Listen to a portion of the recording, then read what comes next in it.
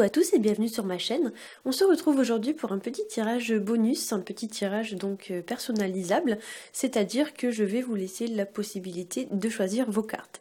Donc ce tirage a été réalisé avec mon oracle de Béline et une carte conseil issue de l'oracle message de votre animal totem.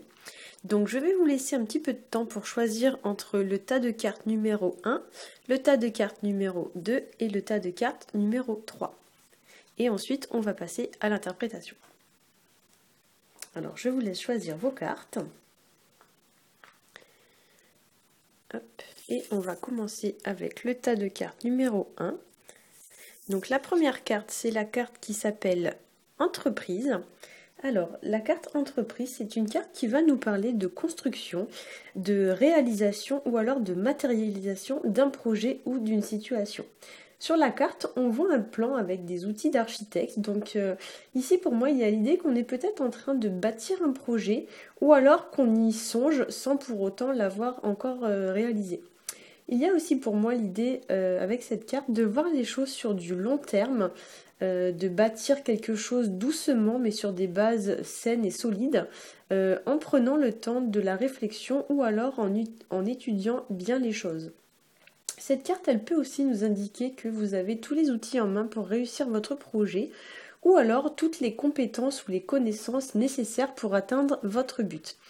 Avec cette carte, on pourrait aussi vouloir vous dire que vous ne devez pas hésiter à mettre en place des nouveaux projets, ne pas par exemple avoir peur de l'échec ou alors ne pas hésiter à vous lancer, car on vous dit que vous avez en votre possession tout ce qu'il faut pour mener à bien ce projet.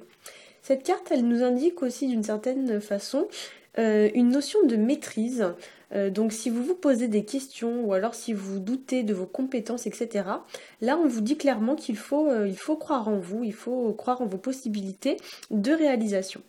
Si vous avez un projet en tête, c'est également le bon moment pour le mettre sur pied. Voilà. Donc en carte conseil, hop, nous avons la carte de l'ornithorynque qui nous dit « Cessez de vous plaindre et concentrez votre attention sur les bienfaits que vous offre la vie. » Donc ici, on vous demande de focaliser votre attention sur le positif et non pas sur le négatif. C'est-à-dire qu'on va vous demander de voir le verre à moitié plein plutôt que le verre à moitié vide en quelque sorte. On vous demande aussi de rester concentré sur votre but au lieu de gaspiller votre temps et votre énergie pour des broutilles ou pour des choses sans importance. Enfin, on vous indique ici que les petites contrariétés qu'on rencontre au quotidien n'en sont pas vraiment si l'on prend les choses du bon côté, par exemple, c'est-à-dire avec humour. À savoir que c'est nous qui décidons de donner ou pas de l'importance aux choses et aux événements. Donc si cela n'a pas d'importance pour vous, ne laissez pas les choses miner votre morale, ne laissez pas les choses vous atteindre. Au contraire, laissez les petites contrariétés du quotidien glisser sur vous et focalisez votre attention sur l'essentiel. Voilà. On va passer au tas de cartes numéro 2 pour les gens qui avaient choisi la carte numéro 2. Hop. Et là, nous avons la carte qui s'appelle Découverte. Alors, la carte Découverte, elle vient nous parler d'études, elle vient nous parler d'observation minutieuse et de connaissances. Alors, avec cette carte, selon moi, il y a l'idée peut-être de partir à la découverte de quelque chose ou de quelqu'un avec beaucoup d'attention et de minutie. Il y a l'idée, voilà, de regarder les choses de près, en détail ou alors en profondeur. Sur la carte, on voit un télescope qui est dirigé vers le ciel, avec à son pied un hibou et un parchemin. Donc ici, peut-être qu'on va vous demander, par exemple, d'étudier soigneusement les clauses d'un contrat avant de le signer et de vous engager. On pourrait aussi, avec cette carte, hop, alors je tourne la page de mes petites notes. Voilà. Donc on pourrait aussi vous demander avec cette carte d'agir avec sagesse. Alors il faut savoir que le hibou traditionnellement ça représente la sagesse. Donc peut-être qu'on vous demande voilà, de raisonner ou de réfléchir avec sagesse avant de prendre une décision. Le télescope il est porté, vous voyez, je ne sais pas si on le voit très bien, vers une étoile. Voilà, donc peut-être qu'ici on vous demande par exemple, on pourrait vous demander par exemple de ne pas perdre de vue votre objectif. ou alors de croire en votre bonne étoile, comme on dit, donc c'est-à-dire ne pas perdre espoir et garder confiance en vous. Enfin, avec cette carte, on vous invite peut-être aussi à plonger en vous, c'est-à-dire à faire un genre de période d'introspection, afin de voir ce qu'il s'y passe et ce qu'il s'y cache éventuellement. Pourquoi pas éventuellement mettre vos peurs ou vos blocages en lumière et travailler à les résoudre, hein. Ça pourrait également vous demander de sortir de votre zone de confort et d'aller explorer de nouveaux horizons, de rencontrer par exemple de nouvelles personnes, etc. Ou alors on pourrait également vous demander avec cette carte de faire preuve de un peu plus d'ouverture d'esprit. Pour moi, dans cette carte, il y a vraiment l'idée d'une certaine notion de développement personnel ou spirituel sur lequel vous devez travailler en profondeur. Voilà. Alors, la deuxième carte, c'est la carte du chat domestique qui nous dit « Il est temps de vous prendre en charge et de renoncer à votre dépendance excessive vis-à-vis des autres. » Donc là, ici, on vous demande de vous libérer d'une certaine forme de dépendance affective ou bien, dans un sens plus global, d'une addiction, peu importe que ce soit par exemple le tabac, l'alcool, etc. On vous demande quand même de vous libérer d'une certaine forme de dépendance et d'addiction, hein. Il y a pour moi, avec cette carte, l'idée peut-être de devenir plus indépendant ou alors plus autonome et de se débrouiller davantage par soi-même.